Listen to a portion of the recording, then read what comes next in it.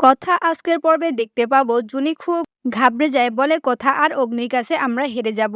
অঙ্কিত বলে আমরা তো একটা টিম, হারলে একসাথে হারবো আর জিতলেও একসাথেই জিতবো।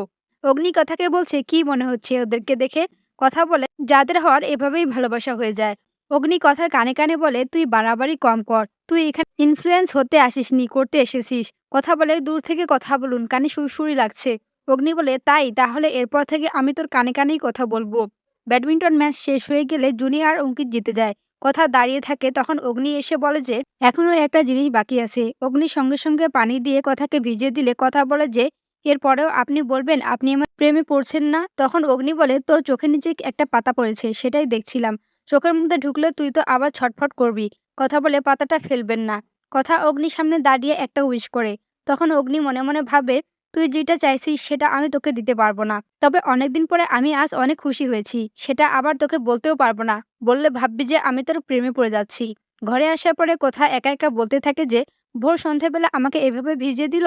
ভেজা চুল নিয়ে অলক্ষীর মতো ঘুরে বেড়াতে হচ্ছে। উনি নিজে ননসেন্স এর মতো কাজ করে আর আমাকে ননসেন্স বলে। তখনই অগ্নি এসে বলে যে একা একা কি বিড়বিড় করছিস? তাড়াতাড়ি চুল শুকানোর জন্য অগ্নির কথাকে একটা হেয়ার ড্রায়ার দেয়। কিন্তু কথা বুঝতে পারে না সেটা কিভাবে ইউজ করবে। ভুল ইউজ করার জন্য সকালের ভোরের স্বপ্ন সত্যি সত্যি হয়ে যাওয়ার মতো কথার মাথা থেকে একগাদা চুল পড়ে যায়। সেটা দেখে কথা চিৎকার করতে শুরু করে।